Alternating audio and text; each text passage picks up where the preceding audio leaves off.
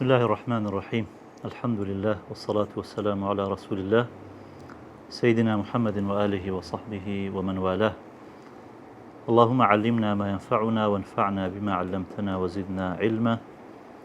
واجعلنا ممن يستمعون القول فيتبعون أحسنه وأدخلنا برحمتك في عبادك الصالحين آمين. برزان آتينا وخزمت كتاب كمان الياقوت النفيس لسر بابتي النجاسة واستابون ما مستغفر من النجاسة لغة المستقذر وشي نجاسة بيشوي بين السر أحكام كاني وأقسامي باس لا بيناسكي أكا يقول من يكلا تايبت مندي أو كتابة قرنجي أو كتابة ويكا باسا كان لبدايته وبيناسا أكا تعريفي شان لبو أكاد هم لروي زمانواني لغوي هم لروي شرعية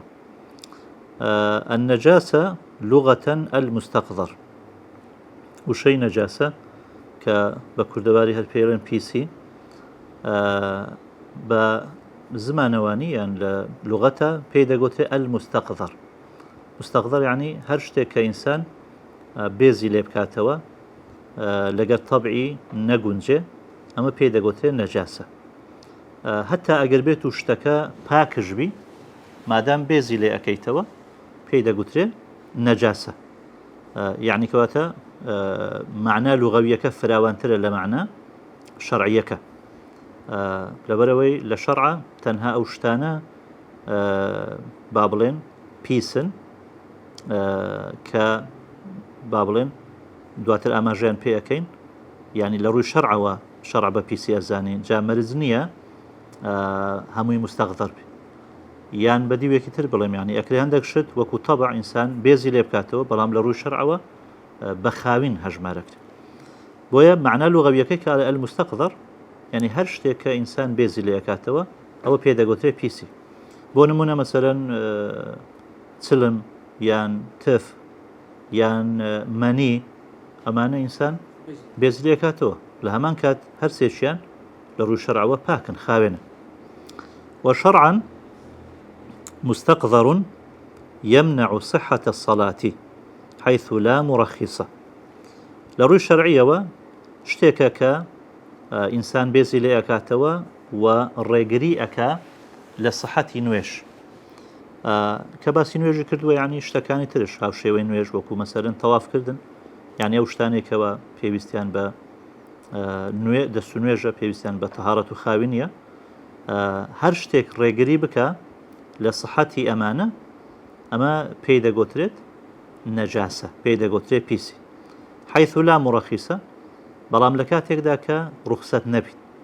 یعنی لە حاڵەتی تەبیعی لە حاڵەتی نۆرمال کە شتێک ڕێگری بکە لە سەحەتی نوێژ ئەوە پێی دەگوترێت پیس یعنی مەثەلەن ئینسان ئەگەر جسمی پیس بوو یان لیباسەکەی پیس بوو جا پیساتی حکمی یان مادی مەثەلەن پێیوە بوو باشە ئەو کەسە نوێژەکەی توریست نییە هەتا ئەگەر دەست نوێشی هەبیت مادام مەثەلەن شوێنەکەی پیسە یان جسمی پیسە یان لیباسی پیسە ئەوە نوێژەکەی دروست نییە بەڵام حەیث لا مڕەخیسە لە کاتێکدا کە ڕوخسەت نەبی ئەمما ئەگەر ڕوخسەت هەبوو ئەو کاتی لە ڕووی شەرعیەوە ئەگەر مستەقذەرەکە هەژبی پیساتیەکە هەژبیت مادام ڕوخسەت هەیە ئەتوانی نوێژەکەی بکە جا لێرە مەبەستی لە دوو شتە یەمنع صحة الصلاة کەواتە ئەگەر پیساتیەک کەم بوو تەخفیف بوو کە منعی صحەتی نوێژەکەی نائەکرد ئەمە لە ڕووی شەرعیەوە تەبیعیە و بە نەجاسەش هەژمار ناکرێت یعنی بۆ نمونە ئەگەر ئینسان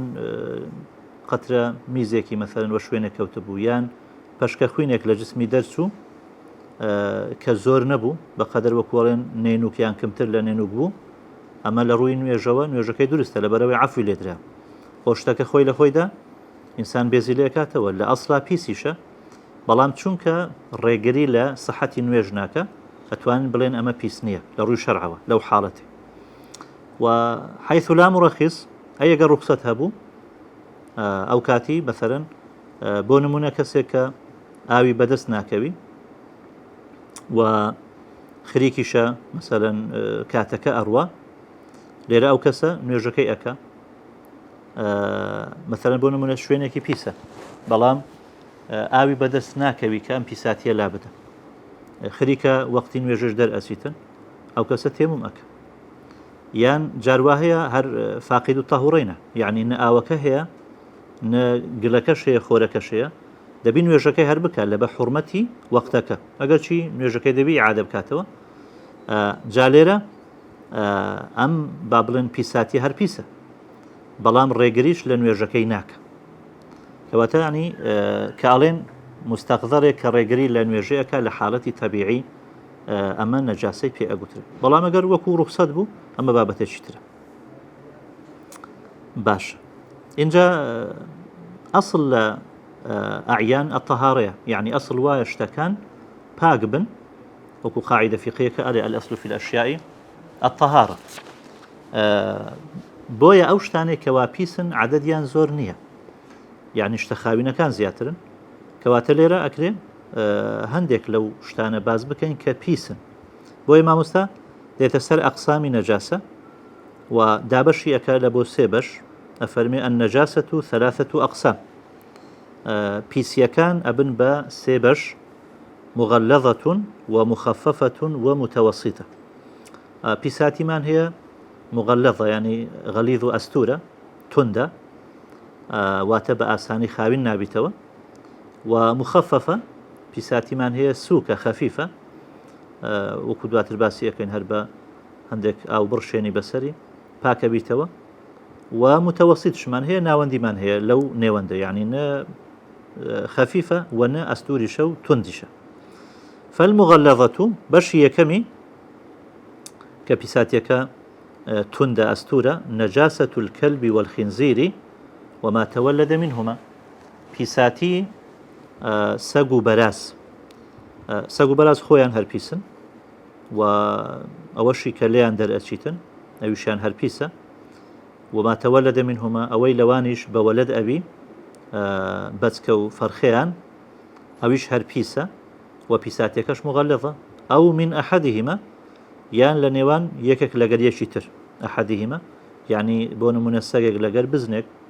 یان بەرازێک لەگەر حیوانێکی تر ئەوەی لەو نێوەندەش دەبی ئەوە هەر هەمووی پیسە اینجا کاڵین ئەوانە پیسن یعنی بۆ نمونە میزەکەی یان ئەوەی کە ئەو خواردنەی کە لە دەوی دەرئەچیتن یان ئەوەی کە لە کۆمی دەرئەچیتن هەتا مەنیەکەی عارەقی خوینی لیعاب و ئاوەی لە دەوی دەرئەچیتن هەموو بەشەکانی سەگ و بەراز پیسە هەتا مووەکانیشی پیستی باشە بەڵگە لەسەرەوەی کە ئەم پیساتیە مغلظە ئەوەیە کە لە حەدیث صحیح هاتووە پێغەمبەر صلی الله عليه وسلم فەرموویتی ئەگەر سەگ زمانی بە شتێک قاپێک جامێک داهینە ئەبێ 7,000 بیشۆ 7 مرات إحداهن بالتراب یان أولاهن بالتراب يعني لو 7 یەکێکیان بە خۆرێ بیت ئەوی تریش بە ئەو کەواتە کە پێغەمبەر صلی الله عليه وسلم باسی 7 کردووە ئەمە دلیل لەسەر ئەوەی کە پیساتیەکە مغلظەیە و ئەستورە و طبعا بەنسبەت بەرازیش زانان قیاسیان کردیتە سەر کەلب چکە فەرموویتیان بەراز پیستریشە لە سەگ جا کە سەگ 7 بشورێ و یەکیان بە خۆر و بە گلبی دەبی بەرازەکە بە هەمان شێوە ئەمەی بۆ بکرێ ئەو جار پیساتیەکە لادەچی و شوێنەکە خاوین ئەبیتەوە بەشی دووەمینی والمخففة بول الصبي الذي لم يطعم للتغذي غير اللبن ولم يبلغ الحولين أفرمي ميزي مندالي كر صبي صبية مادام فرمي صبي يعني كر كواتم ميزي مندال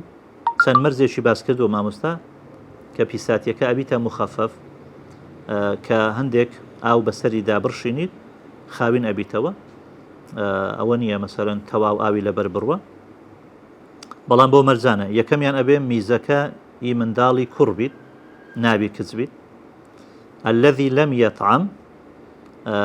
دووەمین و ئەو منداڵە خواردنی نەخواردەبی تەعام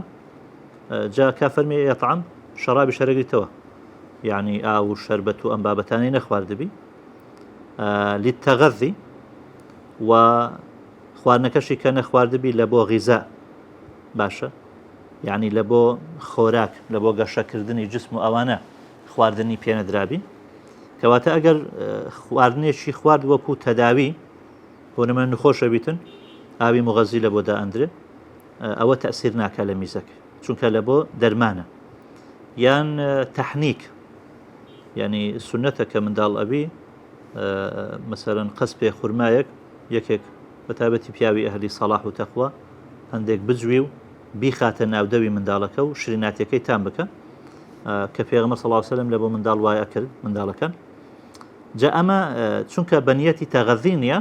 ئاساییە میزی ئەوە هەر ئەکرێ برێن نەجاسەی مخەفەفێ غەیرە اللەبەنی جگە لە لەبەن یعنی شتێکی تری نەخواردبی جگە لە شیر چونکە تەڵان دەبی منداڵ شتێکی هەر بخوە ئەی چۆن بژیت جا ئەگەر تەنها شیری ئەخوارد باشە واتە خواردنی دیکەی نەخواردبوو میوەی نەخواردبوو تەنها خواردنەکەی بریتی بوو لە لەبەن لە شیر بەڵام شیرەکەش ئەبێ شیرێکی خاڵص بیت یعنی تەنها شیر بیشتی تری لەگەر نەکرێ ئەجا زانانە فەرمون شیرەکەی ئینسان بیت یاخود بەهیمە و حەیوان بیت ئاساییە مادەم تەنها مجەڕەد شیرە کەواتە لێرە ئەگەر شیرەکە وشک کرابیت یان شەکر و ئەوانەی تێکرابیت ئەمەش وەکو هەندێک لە زانە پیان وایە کە ئەچیتە حوکمی تەعام يعني حكمي خواردن وەرەگریت میزەکەی ئەو پیس ئەبیت لە مخەفەفی دەرئەچی لە بۆ متەوەسیتە وەلەم یەبلوغ الحەولەین مەرجی تر کە ئەکاتە مەرجی چوارم نابێ منداڵەکە 2 ساڵی تەواو کردبیت لەم یەبلوغ نەگەیشتی بیتە 2 ساڵی چونکە کە گەیشتە 2 ساڵی ئەو کاتی خواردنی دیکە بخۆیان نەخوا هەمان حکمی لە بۆ هەیە چونکە ئەسڵ وایە کە گەیشتە 2 ساڵ خواردن بخوا شتەکانی تر بخوا بەڵام لێرەش کە باس لە ئەوە ئەکەین کە مخەفەفە با بڵێن ئاوی بەسەردا ئەکەین خۆی مامۆستا دوایە باسی ئەکاتن یعنی هەر ئەوە نییە تەنها هەندێک ئاو بپڕژێنی بەسەریدا و تەواو ئەبێ شوێنەکە هەمووی بگریتەوە کە دوایە باسی حکومەکەی ئەەکە والمتوسطة باقي النجاسات ئەوەی کە پیساتی بەشی سێم کە متەوەسیتە ناوەندیە یعنی نە سووکە و نە ئەستوریشە ناوەندیە ئەفەرمی پیسێتەکانی تر ئەگریتەوە باقی نەجاسات وەکو چی هەندێک ئەژمێری لەو پیسیانە کەل خەمری بۆ نەمونەوشی خەمر و عەرەق یعنی مادەکانی با بڵێن شلەمەنینە و عەقل و هۆشی ئینسان ئەبن ئەمانە پیسن بە ئیجماعی زانایان چونکە لە ئاەتەکەی ئینەمە الخەمر دوایە فەرمێ ڕیجسون ڕیجس یعنی نەجەس یعنی پیسی لەوە یەک برێ باشە ئەگەر وابی مەسەلەن خوا سوبحانەهو و تەعالا باسی ئەنساب و ئەزلام و ئەمانەشی کردووە زانانە فەرمون ئەوان بە ئیجماع ئیستیسنا کراینەوە بۆیە خەمر ئەمێنیتەوە بە تەنها بە پێی زاهیری ئاەتەکە کەواتە خەمر پیسە ئەگەر خەمر و عارق ئیستیحالەی کرد بوو بە خەل سەر بەخۆی ئەو کاتی خاوین ئەبی بە ئیجماعی زانایان بە هەمان شێوە ئەگەر خەمرەکە لە بوتلێکا بوو ئینسان جێکەی گۆڕی مەسەلەن لەبەر ڕۆژ بردیە بەر سێبەر یان لەبەر سێبەر بردیە بەر ڕۆژەکە بەڵام هیچی تێنەکرد لە ناو خەمرەکە عەرەقەکە بوو بە خەل ئەفەرمێ هەر خاوی نەبیت و کە خاوینش بوو ئەو بتلای کە تێشیدا هەیە یان ئەو کوپەی کە تێدایە کوپەکەش بە هەمان شێوە خاوی نەبی بە پێی قاعیدەی التابع تابع چونکە کوپەکە تابعی خەمرەکەیە مادەم خەمرەکە بوو بە خەل و خاوین بووە بە هەمان شێوە ئەو شوێنشی کە تێدایە ئەویش حکمی خاوینی لە بۆ ئەتری ئەگەر شتێکمان خستە ناو خەمرەکە یعنی دەرمانێک بۆ نمونە زانانە فەرمون ئەو کاتی ئەگەر بژبی بە خەل خاوین نابیت بەڵکو هەر پیسە لەبەر چی لەبەر ئەوەی ئەو شتێک کە دەیخەیتە ناو خەمرەکە خۆی پیسە کە شتەکەت خستە ناوێ ئەوەیان پیس ئەبی هەتا ئەگەر مەسەرەن قەمیشێک یعنی دارێک بخەیتە ناو مەسەرەن ئەوەی کە کەوتە ناو خەمرەکە پیسەوی دواتر کە خەمرەکە بوو بەخەل دارەکە پیسە قەمیشەکە پیسە کەواتە جارێکی تر ئەو قەمیسە یعنی ئەو بابرێن قەمیشەکە ویان ئەو دارەویان ئەو هەر شتێک کە دەخێناوێ باشە ئەو خەلەی پیس ئەکات لۆچی پیس ئەکات چونکە خۆی پیس بوو کەواتە کە بوو بەخەل خۆی لە خۆیدا خاوینە بەڵام ئەم دارەکە لە ناویتی پیسی ئەکاتەوە پرسیار لە پێغەمبەر صلی الله عليه وسلم عن الخمر تتخذ خلا قال لا فەرمی ئەکرێ دەستکاری با بڵێن خەمر بکرێ و بکرێتە خەل فەرمی نەخێر جا لێرە کە فەرمێت تتخذ یعنی دەستکاری بکرێ کەواتە مەفهومی مخالفەی ئەگەر بەخۆی بوو بە خەل ئەوە ئاساییە و پاکە باش طبعا شتەکانی ترمان زۆرن ئەگە هەروەها ئاماژەیان پێ بکەین بە سەریعی وەکو مەسەلەی میزە پیساتیە ئەوانە هەمویان لە نەجاسەی متەوەسیتەن و هەروەها مەذیە وەدیە کە لە پێشەوەی ئینسان دەرئەچیت و خوینی حەیز و ئیستیحاضەیە ئەمە بە ئیجماعی زانایان ئەمانە پیسە هەندێک ئیستیسنا هەیە مەثەلەن بۆ نمونە کاڵێ كل ما خرج من السبيلين ئەوە پیسە مەنی ئیستیسنا کرایتەوە هەم لەبەر ڕێز وەکو ئینسان کە ئینسان لە مەنی خوا دروستیەکە سوبحانه وتعالى و بە دەلیلی ئەوەش کە دایکمان عایشای فەرموو لقد رأيتني أفركه من ثوب رسول الله صلى الله عليه وسلم فركا فيصلي فيه يعني منیم ئەبینی لە لیباسی پێغەمبەر صلی الله عليه وسلم کە وشک ئەبوو هەڵم ئەپشاوت و نەم ئەشوشت کەواتەمە بەڵگەی لەسەرەوەی کە مەنی ئینسان خاوینە هەروەها ئەو ڕوتوبەی کە لە فەرج هەیە لە حەیوانی تاهر ڕوتوبەکە ئەویشیان بە خاوین هەژمارەکرێت ئەو تەڕاتەی کە لە فەرجە هەتا ئەگەر حەیوانەکە گۆشتی نەخورێت باشە اینجا ئەوەی کە لە حەیوان دەرئەچی جگە لە ڕێگای میزای و پیسایی بۆ نمونە عەرەقی حەیوان لیعابی و فرمێسکی مەثەلەن چلمی ئەوانە هەموویان پاکن لە ڕووی شەرعیەوە سەگ و بەراز پیسە بڵ ئەو حەیوانەی کە ئەڵێن مەئکول اللەحمە ئەوە هەموویان ئەو شتانیان خاوینە کە باسمان کرد طبعا میز و پیساتیوانە شەر پیسە بەڵام عەرەقە و لیعاب و چلم و ئەو شتانە خاوینە ئەوەشی کە گۆشتی ناخورێت ئەگەر هاتوو لە حاڵی حەیاتە خاوین بوو تاهیر بوو ئەویشیان هەر بە هەمان شێوە خاوینە بەڵام ئەوەی کە لە حاڵی حەیاتە پیسە وەکو سەگ و بەراز ئەوە تەبان ئەو شتانەشی پیسە و ئاماژەمان پێکرد بەڵ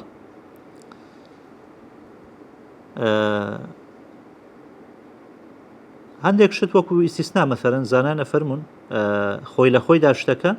پیسە بەڵام عەفوی لێدراوە بۆ نمونە کەمێک لە خوینی ئەجنەبی يعفى عن يسير الدم الأجنبي ولو من نفسه حتى خوينك أجر خوشي بو بيتا أجنبي عفوي ليدراو باشا مثلا يان خوينك يخوي بيت مثلا زبكيكي هي دملا یان حەفلۆیەکی پێرن ئەو کۆرگانەی کە دهێن خوینی تێدایە ئەوە عەفوی لێدرایە چونکە بە زەحمەت ئینسان ئەتوانی خۆی لێ بپارێزیت سێمیان قەیح با بڵێن لەو شتانێک کە پیسە طبعا فإنه نجس عند عامة العلماء كالدم يعني شێم و خویزا و پیسە لەلای عامەی زانایان چۆن خوین پیسە ئەویش پیسە بەڵام عەفوی لێدراوە لە کەمی لە بۆ جلک لە بۆ بەدەنی ئینسان و ئەتوانی نوێشی پێوە بکات مەیتە مردار بوو طبعا پیسە غەیری مرداربووی بەحر وانە وەکو لە حەدیثەکەیە پێغەمبەر صلی الله علیه و سلم فەرموویەتی ئوحیلت لەنا مەیتەتانی وەدەمان یعنی بۆ ئێمە حەڵال کراوە دوو مردار بوو لەگەر دوو خوێن مردار بووەکان فەرمووی السەمەک والجەرات ماسی هەروەها لەگەر کلۆ و بەنسبەت خوینەکەش خوینی جەرگ و هەروەها تیحال چی پێ دەڵێن بە سپڵە ئەمە منتیقەی خۆمان پێرن فاتە ڕەشە دڵ نازانم لە هەولێرەش هەروەها پێرن بەڵ جا ئەمانە عەفوی لێ دراوە و ئیلا خوێنە لە ئەسڵا خوێنەکە حرامە بەڵام ئەمە ئیستیسنایەکە وەکو ڕوخسەتێک لە بۆ ئاسانکاری و حتمما دیارە حکمەتیشی هەر تێدایە بە واستەی کوڵین و ئەمانە ئەبێ ئەمانە هیچ زەرەر و زیانێک بە ئینسان نەبەخشیت هەروەها ئینسان کە مرد ئینسان بە هەموو ئەجزاکان و پێکاتەکانیەوە پاک و خاوێنە ئەمەش لە ئیستیسناءاتە یعنی مەگوتمان مردار بوو پیسە بەڵام ئینسان کە وەفاتەکە ئەمری هەر حکمی تەهارەتی لە بۆ هەیە لەبەر ئاەتی وەلەقەد کەڕەمنا بەنی ئادەم و لەبەر حەدیثی ئین المسلم لا ينجس پێغەمبەر فەرمێ صلی الله علیه و سلم مسلمان پیس نابێت باشە اینجا ئەوە تەنها بۆ مسلمان نە هەتا کافریش هەمان حکمی هەیە ئەفەرمێ کافریش لەو مەسەلەی وەکو مسلمانە بەدەلیلی ئەوەی کە پێغەمبەر صلی الله عليه وسلم لە سؤر و پاشماوەی يعني کافری خواردیە فقد شرب أصحاب النبي صلى الله عليه وسلم بحضرته من مزادة امرأة مشركة وجولك كان مثلا دعوتي أنا أكل بيامر صلى الله عليه وسلم أتشو لأخوارني أواني أخوار ودرست طبعا إنسان نكاع بك لقى آفرتي مسيحي يعني جولك جلس دين إخوان ما بنوا كأش فرمي إنما المشركون النجس زانانا فرمي ما بس فيه نجاستي معنوية نك حسي يعني لروي عقيدة كيان بيسا وإلا تو دست بر أو كود خاوينه خوي بيسني باشا بالنسبة مردار بوي بحر أما طبعا استثناء خاوين كده خاوينه لبر حديثي هو الطهور ماؤه الحل ميتته أفرمي وكي خاوين آوي بحر ومردار بوكشي حلاله كواتك حلاله يعني باكا ولا يحل إلا ما كان طاهرا باشا بين سر لعداني بيساتيك أفرمي شون إما أو نجاسانة لا بدين ش مغلظية ش مخففة ش متوسطة تزول النجاسة المغلظة بغسل ما تنجس بها 7 غسلات ما مستفرمي بيساتيك أجر مغلظة بو أستور بو لا أشي بوي أويك أو شويني بيز بوا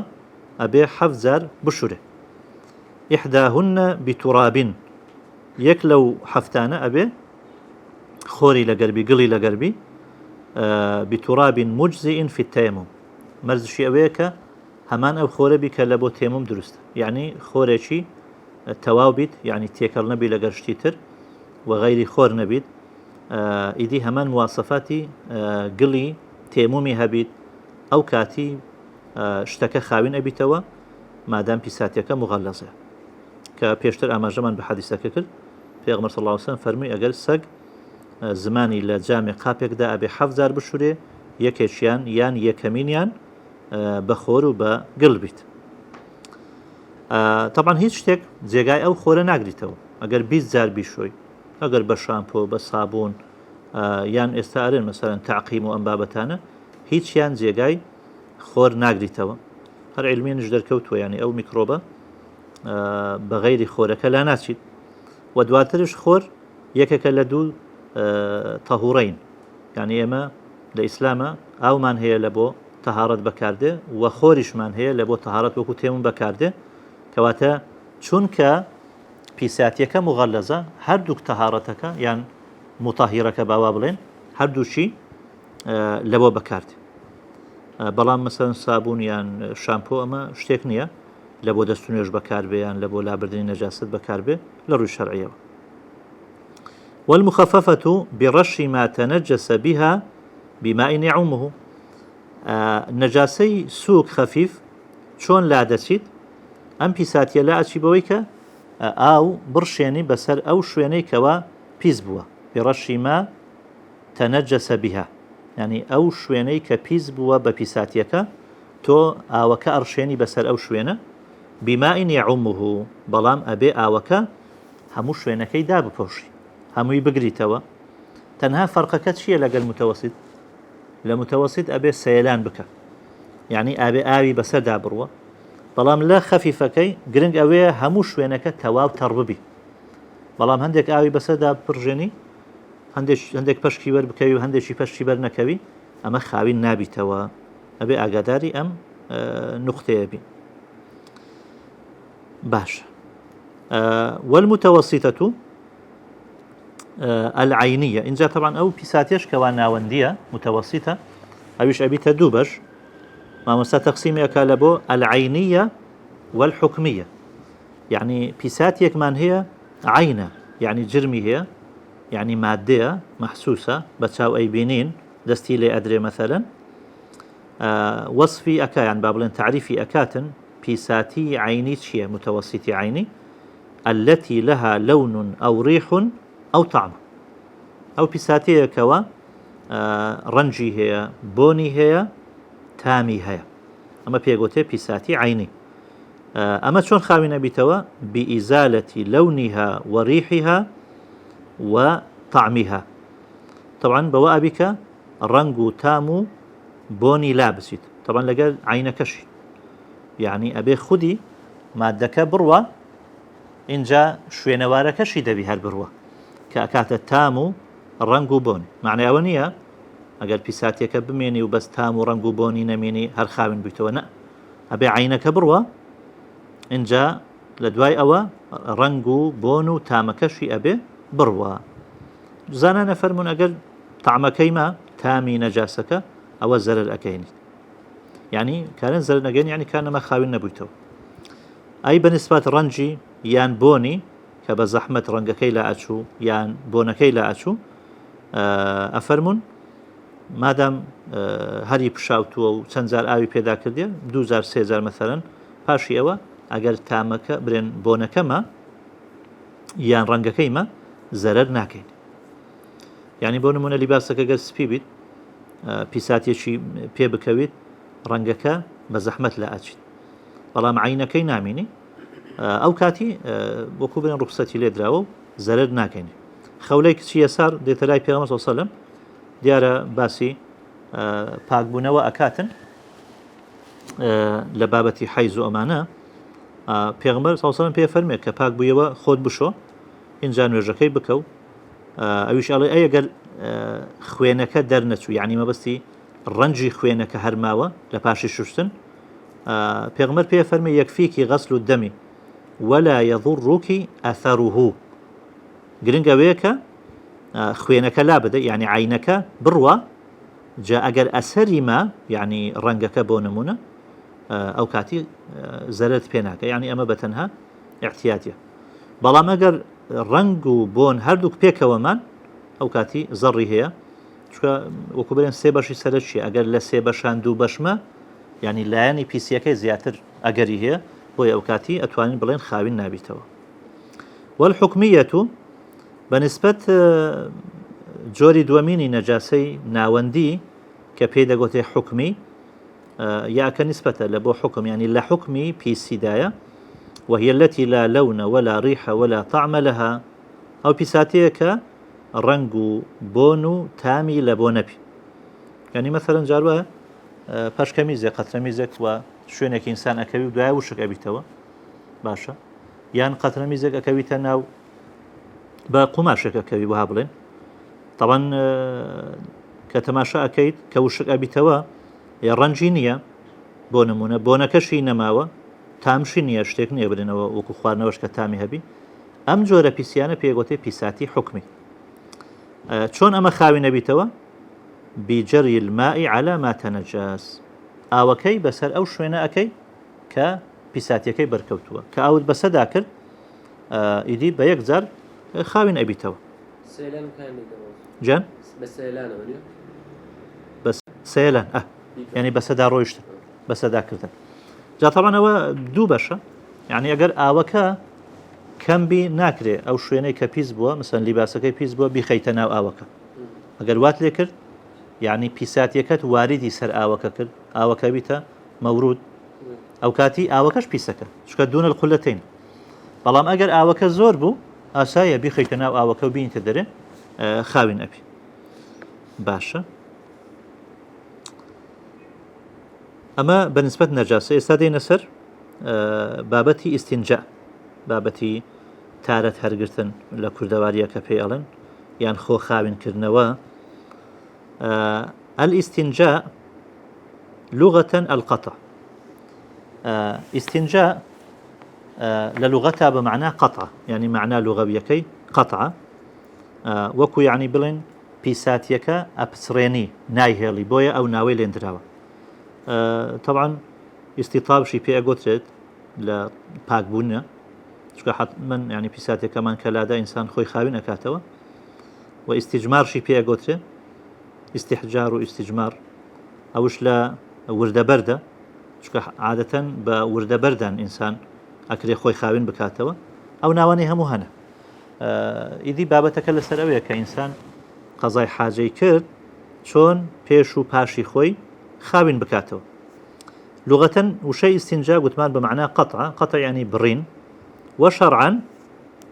إزالة الخارج النجس الملوث من الفرج عن الفرج بماء أو حجر. أما بيناسة شرعية كيتي أفرمي استنجاب واتا لاداني أو شتيك در أتشيد لفرج الخارج من الفرج، يعني شتيك لفرج إنسان لعورة إنسان ديت دروا، وأو شتشك ديت دروا النجس الملوث، هم بيسا هم ملوثش، يعني غير خوش بيس أكا بيسكرة باشا اسم فاعلة. إن جاء أم بيساتيا لا بديلتشي عن الفرج لفرز لا دشك لفرز ديت در كواتا فرزك بيس أكا كبيساتيكت لادا أما بيداغوتي استنجاء شون لاي أدي بماء أو حجر بأو ياخد بارد واتليرا بدوشت يعني رولي هي لباكشي لباكرنوا يشان آوا أو يتريان بردة جاء أو أكري مادام أوي بكار هنا يعني أكري بس بأو يان بس ببرد يان أكري بهردو تشجبيت هو باشتريش وتساكتريش. طبعا كقوتي الخارجي النجس الخارج خوي بارس لوي كوا طارئة، يعني جارواهية شتشي بيسا لدر وديت سر شوينكا مثلا بيساتيك أكوي تسر ذكر يعني دواوة كومي إنسان كأو بيساتيا طارئة لدر وينك خارجة أو ببردي خاوي نابتو إلا دبي بشوري. باشا إنجا كقوتي الخارجي النجس كواتا أم قيدة بوتشيا بو أو قد اشتيك درسو بالا فرزيج بي بلام طاهر بو أو استنزاي بو ناي. مثلا مني خو مني لا عورت لا رقاي ذكر ديت دروا باشا لفرز ديت دروا بلام بيس نية طاهرة دي مادام طاهرة في استباء استنزاناك. كقوتي الملوث قيدة كتر يعني أجر شتيك درسو با بيسج بي بلام بيسكر نبو ملوث نبو أويش بيوستي باستنجاناك. يعني بونمونا أجر قشبلك برقي بجافي بوشي درسو هيت رطوبيك وتسوري أوي بيو نبو خويلا خويدا بيسا والله مادام بوشي درسوا باشا واجبني استنجا، يعني أو كسل سري واجبني إلا دبي تالة هربقرين أجر بيك باشا بلام وكو شرعا يعني واجبني لسري خوي بشي تالتي خوي بك. كالي من الفرج يعني ام بي سيا ك بابلين ملوثة كدر أتشيتن لفرزة أديقر لفرز درنسو باشتا كبيسج بيت بيوستي بتارتناك. بونمونا مثلا رشانوا يان خوين لالوت هاتن أو طبعا استنزاي ناب والله من ببردي خاوين أكما أواننا بلكو واجبة بآوي بشوري وكو چون بيساتي كاني تر بآوي أشورين أبي أوش بآو بشوري. باشا إن جاء ويتر باس ماك قوتي عن الفرج يعني إزالته عن الفرج الخارج منه بويت درسو الخارج من الفرج في غير الفرج فيجب له الماء. باشا يعني أجر شتيك درسو لفرزة بس في غير الفرج يعني خوي إيوه بوك لفرجة دربسي بلام لغير فرز درسو جربا مثلا رجاكا وكو عمليات أمانة أكره أويشيان دبي بأو بشوي استنجائي تدا نكر جربا كسكا مثلا بعمليات ريخولكي لتنشتي بوداءن لبي ودر أشيتن أبي بشري نابي ببرد يعني مثلا وكو استنجاء خاوين بكريتو بماء أو حجر دوشت ما لو باسكا كأبي أم إزالي نجاسة بيكك لو دوشتان بيان أو ياخد برد باش كواتا غير أم دوانش استنجائيا بيناكري وكو ببي تعريفك كما مستا باسي كردوا والأفضل الاستنجاء بالحجر ثم إتباعه بالماء ثم الاقتصار على الماء إنجا باسي أفضل طريقة كاني باشترين رجال بو تارة هرقرتن وخوبا كرنوا أفرمي چەند مرتبەی هەیە باشترینیان ئەوەیە کە یەکەم جار ئینسان بە بەرد خۆی خاوین بکاتەوە چونکە بە بەردەکاری نەجاسەکە سووک ئەبیتن و ئاسانتر ئەبی لە بۆ پاکبوونەوە بە ئاو اینجا لە پاشان ثم ئیتباعه بالماء دوایە ئاوی بە دوودا بکات لۆی بە تەواوەتی مەحەلەکە پاک بیتەوە و لە بۆی کە هیچ بوون و ئەوانە نەمینی باش ثم الاقتصار على الماء پاشی ئەوە مرتبەی دووەمین دێ کە ئەوی شەوێت تەنها بە ئاو ئینسان خۆی پاک بکاتەوە و يجوز الاقتصار على الحجر مرتبەی سێمین ئەوەیە کە تەنها بە بەرد خۆی خاوێن بکاتەوە طبعا بنسبة ئاو زانان فەرمون ئەو ئاەتەی فيه رجال يحبون أن يتطهروا لە ئەهلی قوبا ئەفەرمون دەربارەی هاتە خوارد چونکە بە ئاو خۆیان پاکە کردەوە کەواتە ئەگەر ئاو و بەردی ئەوە چاک و چێتر ئەگەر نا بتێوێ لە بینی بەرد و لە بینی ئەو طبعا ئاوەکە باشترە و ئەشکرێ کورد بکەیتەوە لەسەر بەرد یعنی بە تەنها ئینسان بە بەرد خۆی خاوین بکاتەوە بەڵام لە بۆ مەسەلەی بەرد شەرت و شروتی زۆری باس کرد و مامۆستا نۆمەرزی داناوە ئەبێ ئەو نۆمەرزانە بێنەجێ ئەو جار دروستە طبعا لە بۆ ئاوەکە گرنگ ئەوەیە مەحەلەکە خاوین بین یعنی ئەوەندە ئاوی پێدا دەکات تا شوێنەکە خاوین ئەبی بەس بەنسبەت خۆ خاوینکردنەوە بە بەرد ئەفەرمێ لاکن بتسعة شروط دروستە تەنها بە بەرد خۆ خاوین بکاتەوە ئەگەر ئەو نۆمەرجە بێتە جێ یەکەمیان ئەلا یەجیف النەجیس یعنی وەختێک بۆی هەیە بە بەرد خۆی خاوین کاتەوە کە پیساتیەکە وشی نەکردە بیت یعنی کە دەرئەچیتن پیساتیەکە ئەگەر فترەیەکی لێگەڕا وشک بوو ئینجا بیەوێ بە بەرد خۆی خاوین کاتەوە ئەو کاتی ئەڵێ دروست نییە چونکە تەما هەر خاوینش نابیتەوە کە وشک بوو بە بەر زەحمەت لا بچیت و ئەلا ينتقل مەرجی دووەمینی ئەوەیە ئەوەی کە لە شوێنەکە دەرچووە ئەو پیساتیە ئینتیقالی نەکردە بیت لە بۆ شوێنی تر باشە یعنی مەسەڵەن چ لە پێشەوەیە شوێنی خۆی دیارە یان لە کۆم کە دەرئەچیتن شوێنەکەی دیارە ئەگەر پیساتیەکە بگوازرێتەوە لە بۆ شوێنی تر ئەمە دەبی بە ئاو خۆی خاوین کاتەوە باشە حتا ئەڵێ ئەگەر لە با بڵێن پێشەوە لە حاشەفەکەش نەیگواستە بیتەوە یعنی بەس تەنها حاشەفەی گرتە بیتن یان لە با بڵێن ڕانەکانی گرتبی یعنی ئەو سەفحەی لای کۆم ئەگەر لەوێش تێنەپەڕی بیتن هەر ئەبێ بە ئاو خۆی خاوین کاتەوە چونکە تەنها بەردەکە لە بۆ شوێنی دەرچوونی پیساتیەکەی بە تەحدیدی وألا يطرأ عليه آخر مەرجەشی دیکە ئەوەیە کە شتێکی تر بەسەر ئەو پیساتیە شوێنی پیساتیەکە دانەهاتبی یا نەجاسەتی تر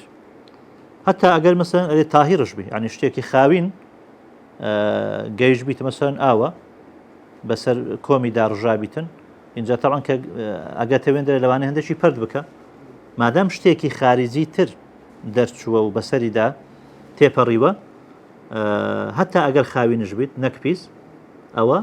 دروست نییە بەبەر خۆی خاوین کاتەوە بەڵام عەرەق عەفوی لێدرایە یعنی ئەگەر عەرەقی لەگەر تێکەر بوو ئەو کاتی ئەتوانی هەر خۆی بەبەر خاوین کاتەوە چوارەمین مەرجی وألا يجاوز الصفحة والحشفة تێنەپەڕی لە سەفحە و لە حەشەفە یعنی لە حاڵەتی خروجە طبعا ئەوەی پێشووتر گوتی ئەلا ينتقل انتقال نەکە یعنی چی ئەو فەرقی لەگەر ئەوە ئەوی پێشی یعنی خۆی یەکەم جار وەستا دوایە ئینتیقالی کرد وەک برێن ینی کەسەکە کەمتەرخەم بوو زوو خۆی پاک نەکردەوە بۆیە ئینتیقالی کرد ئەوە دروست نیە بەڵام ئەوەی ئێستا هەر لە حاڵی خروجە جاروایە مەسەرەن کەسەکە بۆ نمونە ئیسهالە یعنی هەر لەگە دەرچوونەکە سەفحەی ئەگریتەوە لە لای کۆم تەنیشتەکانی ئەگریتەوە یان مەسەرەن لە میزەکە حەشەفەکەی هەموو ئەگریتەوە ئەو کاتی دروستە بەبەر خۆی خاوین کاتەوە جا ئەگەر لە سەفحە و لە حەشەفەکە تێپەڕی دروست نییە بەبەر خۆی خاوین کاتەوە ئەم مەرجانە تەبعاً لە بۆ شوێنەکە بوون لە بۆ مەمسوحەکە بوو ئەو جێکەوە بەردی پێدادەین هەندێک مەرجی تر باسەکاتن وأن يكون بثلاث مساحات ئەبێ خۆ خاوینکردنەوەی بەبەر بەلای کەمی دەبی 3 جار بەردی پێدابینی هەتا ئەگەر بە جارێکی بە 2 جارش خاوین بیتەوە هەر دەبێ بیکاتە 3 جار لەبەر حەدیثی لا يستنجي أحدكم بدون 3 أحجار فەرمووی یەکێکتان تارەت هەڵنەگری بە کەمتر لە 3 بەرد کەواتە باسی 3 بەردی کردووە صلى الله عليه وسلم ئیذەن ئەبێ بەلای کەمی 3 بەرد بەکاربینی وأن ينقي المحل مەرجەشی دیکە ئەوەیە کە ئەبێ بەو بەردە شوێنەکە پاک بیت یعنی ئەسەری نەجاسەتەکە نەمینیت وەکو بۆن و ئەوانە بەڵام وەکو ئەسلی پیساتیەکە ئەبێ ڕای بماڵی چونکە اینجا دیارە 3 جارش کە دیار کراوە عادەتەن یعنی بە زۆری وایە بە 3 جاران ئەو پیساتیە دەڕوە من استەجمەرە فەلیوتر ئەوەی کە بەبەر خۆی خاوین کردەوە بە تاک بەکاربینی زانانە فەرمونون یعنی نەقاکە واجبە بەس ئیتارەکە مستەحەبە یعنی ئەبێ بە بەردەکان هەر هەوڵ بدە هەتا خاوین ئەبیتەوە جا بە 3 خاوین بوو زۆر باشە ئەگەر نادەبی بیکاتە 4 اینجا کە بکاتە 5 باشە لە بۆ سونەت وئیلا ئەگەر بە 4 تەواو بوو ئەتوانی واسی لێ بینی بەس سونەتە بیکاتە تاک یعنی بیکاتە 5 ئەگەر کردیە 6 مەثەرەن سونەتە بیکاتە 7 بەرد بەو شێوازە وأن يكون الممسوح به طاهرا اینجا ئەوەی کە مەسحی پێەکە یعنی ئەوەی کە بەکاری دەینی بۆ نمونە ئەو بەردەی کە بەکاردەینی ئەبێ خاوین بیت کەواتە ئیستینجا بە شتێکی پیس ناکرێیان بە جامیدێکی پیس ناکرێت چونکە وەکو ئەڵێن یعنی نەجاست بە نەجاست لا ناچی پیسی بە پیسی لا ناچیت لە حەدیثیشە هاتووە ئیبن مەسعود خوای لە ڕازی بی کە ئەڵێ پێغەمبەر صلی الله علیه و سلم چوو لە بۆ قەزای حاجە منیش ویستم بەردی لە بۆ ببەم 2 بەردی ئەبینیتەوە سێمینەکەی نابینیتەوە ڕەوثەیەک یعنی قشپلی حیوان ئەبە کە لە بۆی ئەباتن پێغەمبەر صلی الله علیه و سلم 2 بەردەکە وەرەگری و ڕەوثەکە فرائەدە ئەفەرمێ هذا ڕیکسون یعنی نەجیسون ئەوە پیسە کەواتە پیسی بە پیسی لا ناچی با ڕەقیش بیت وأن يكون قالعا وأبي قالعش يعني شوێنەکەی با بڵێن هەر بقەڵینیت یعنی پیساتیەکەی لێ هەر بقەڵینیتن باشە کەواتە ئەگەر شتێک مەثەرەن ئینسان بەکاری هینا با تاهیرش بوو بەڵام قالیع نەبوو وچی برێن بەردێکی تەڕبی یان وەکو مەسەرەن ڕەژوو یان لوسبی یعنی مەثەرەن پیساتیەکەی ڕانەماڵی وەکو شوشە یان وەکو عاج ئەوە دروست نیە وأن لا يكون محترما مەرجەشی دیکە ئەوەیە ئەو شتەی کە ئینسان تارەتی پێ هەرەگری خۆی پێخاوی نەکاتەوە نابێ محترم بی وەکو خواردن و ئەمانە یان وەکو کتێب مەسەرەن کاغەزی کتوبی علمی طبعا فقه و ئەمانە یان علمێکی محترمی کە لەسەر نووسرابیت ئەمەیان نابی کەما مەڕە کەواتە ئەکرێ ینی هەندێک شتی تر بۆ نمونە لە خلالی ئەو شەرحەی کە باسی کرد جامدین ئەکرێ مەسەن غەیری بەردش بەڵام ئەو حەدیثەی کە زیاتر باسی لەبەر کرد و وەکو لە تعریفەکەش فەرمی بیمائین ئەو حەجەر ئەوە زیاترەوە ئاگەینی کە پاکبوونەوەکە هەر بە ئاو و بە بەرد باش وصلى الله وسلم على سيدنا محمد وآله وصحبه أجمعين